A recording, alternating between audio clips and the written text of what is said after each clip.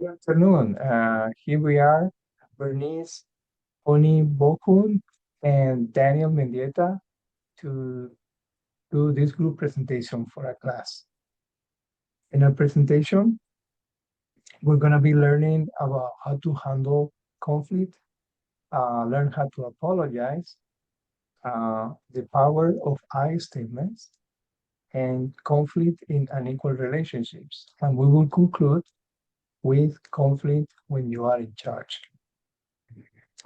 So we are going to start with how do we handle conflict.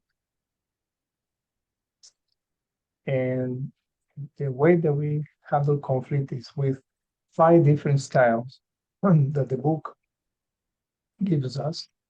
Um, and the first one is competing, um, collaborating, compromising, accommodating, and avoiding. So the first one, which is the competing style, it is more concerned about being right than getting the correct answer. Sometimes people may use the force, unfortunately, violence, or ridiculize the other person to get their way. If you had to use force to convince someone of your point, that is no good. It may be not the best uh, answer and way to course of action. This is a win to lose situation. Then there's the collaborating style. The collaborating style is different. The goal is to reach a mutual consensus on what is called a win-win situation. And there's also a high value placed on people. So people are very important in this style. Therefore, the work is more enjoyable. People care about their team as well as their task. So it's a win-win situation. Then we have the compromise style. Compromise style, uh, each person gives up something to come with an acceptable solution. Sometimes complete collaboration is difficult to achieve, and that is where compromise can be a good solution style. Sometimes they meet also in the middle, and neither party gets or gives 100% to compromise, so it could be more like a 50-50, but they meet somewhere in the middle. The accommodating style, we move away from self-interest to be more accommodating, to accommodate people. Christians, we Christians, we use the accommodating style because sometimes we think it's more godly rather than asking for our own desires and wishes. Um, and that sometimes can be good, but in other cases, it's not a good policy because we have to give importance to our own issues as well and to accommodate others. We should not think that that's more spiritual, but it's half and half, no? Then we have the avoidance style, which is the fittest style to handle conflict. Um, Sometimes we avoid by being silence and removing ourselves from the situation, thinking that that's going to help. Um,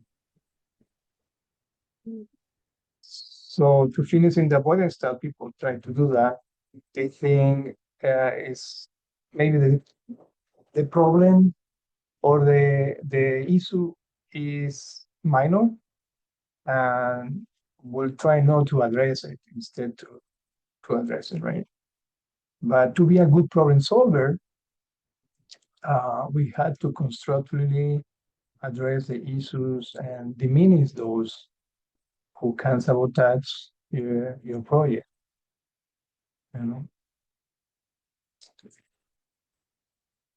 Then we learn how to apologize. It's very important. To learn how to apologize, we have to accept the responsibility for the offense. When offending someone, we must own it.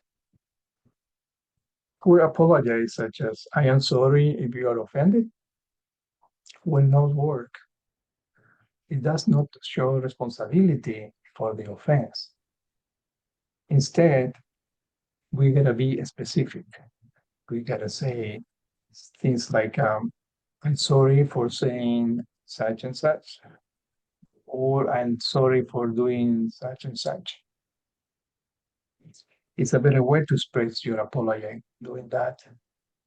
Um, do not use you statements, because the you statements, they put the guilt and the blame on the listener instead of you. And lastly, it's important to control your emotions, our emotions, because if we can master our feelings and emotions, we can conquer the world. And now Bernice is going to present the power of I statements. Thank you, Daniel. You're welcome, Bernice. Hello, everybody. My name is Bernice Onibelcon. I'll be presenting the power of I statement to you guys today. Okay. The power. Can you go back to the first slide? Thank you. All right. So, according to the textbook, Thomas Gartman developed the concept of high statement in the 1960s, which empowers speakers to be confident and positive without making accusations. The research shows that I statement is appropriate and is preferable to the you statement because you word is destructive.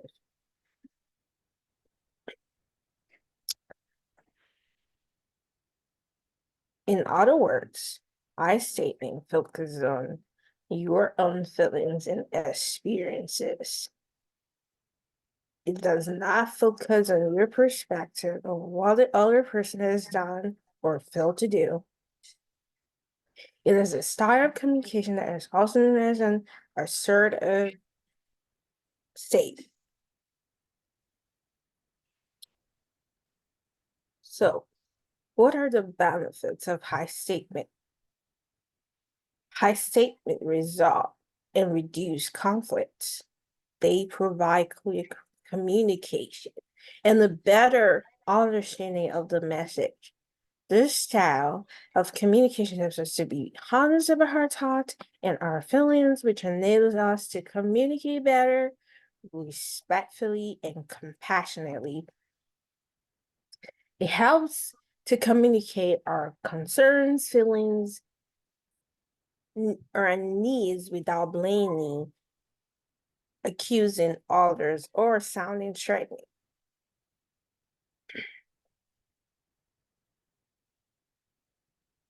It also helps us to express difficult feelings and see how the problem is affecting us. And it gives us courage without hurting others, and our voices being heard at the same time.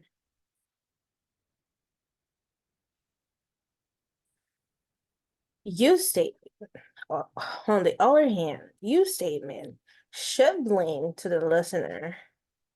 It sounds more like, why don't you? You didn't. How could you? You didn't. The difference between I and you statement.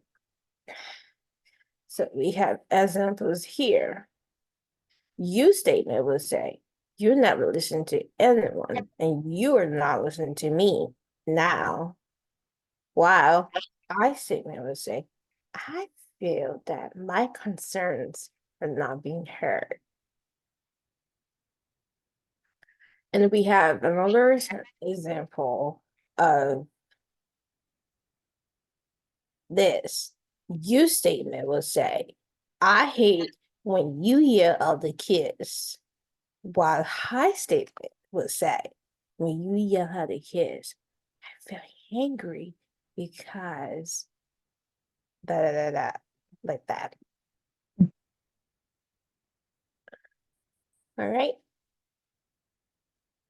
Then we continue with conflict in unequal relationships, which basically they have different roles. Um, And so you want me to continue with the conflict in on okay. the relation? Okay, sure. I can do that. So that was the hint of the high statement. So we're moving on to conflict in unequal relationships. Subordinate roles. We have subordinate roles. Have respect. We have the authority. Do not stay silent. Be professional. For that. Wonderful. And I I do the points for each one, and that ways share some examples of the subordinate roles that Bernice just read are the parent-child, the professor-student, employee boss, or driver police officer. In a subordinate role, you should respect the other person's position. You should recognize their authority and requirement. And like Bernice just said, don't be silent because you had to, the only way they can help you is if you tell them about your problem. And do not talk behind their back. It seems you are with a negative attitude if you do that. And then it is important to admit that you are wrong and to stay professional. And to finish our presentation, uh, Bernice is, we're gonna do the same. Bernice is gonna read uh, these points and then please explain a little bit about it. Okay. Uh, thank you, Daniel. You're welcome, You Bernice. put me on the Good spot on work. this one. So, pardon me, guys. This is not my slide, but hey, we work as a team here. Yes, teamwork. Yes. All right. Thank you so much. You're welcome. So, the conflict. Okay, conflict when you are in charge. So, we have godly leaders or servants leaders. There will always be someone above you and with authority over you. The third one is be a good listener. The first one is have more robust ethics than your followers. The fifth one is care about your followers. And the fifth, fifth one is always recognize the need for the listening. And I say amen to that one, Bernice. Because, if you want to be a good leader, serve those who are above you, but also the ones that are down below you. Mhm, The Roman centurion in the Gospels recognized the authority under and above him. So listening to what is happening in a mhm, situation is key. Um, mhm, Even to what is not said, you have to listen to even what is not said, your followers will look at what you do. So therefore, make sure to work with people, care for people, look for a way to help them. And lastly, always keep growing, because some leaders stop growing. So you gotta keep growing, be honest, and ask people for feedback to improve as a leader and let people push you to grow. So Denise and I, we want to uh, give you a thank you for joining us. You wanna say something to finish, Bernice? No, right now, I Okay, guess that's pretty much everything. wonderful. Thank you so much, and thank you so much for listening to us. Thank you, We everybody. hope that you have a great day. Bye bye.